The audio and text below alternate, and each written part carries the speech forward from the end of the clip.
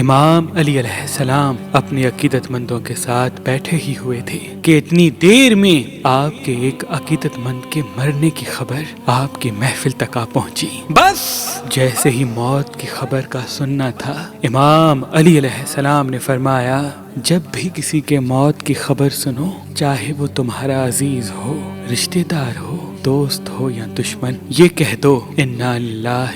و انا الیہ راجعون، بے شک ہم سب اللہ ہی کی ملک ہیں اور ہم سب کو اللہ ہی کی طرف لوٹنا ہے۔ یاد رکھنا، جو انسان کسی کی موت کی خبر سن کے اس جملے کو پڑھتا ہے تو اللہ پاک اس کے لیے دنیا اور آخرت کے خزانوں کے دروازے کھول دیتا ہے اور اس انسان کے تمام گناہ معاف کر دیتا ہے، اور فرشتوں کو حکم دیتا ہے کہ ہر وہ دعا جو یہ انسان اپنے دل میں رکھتا ہے فوراً قبول کی جائے۔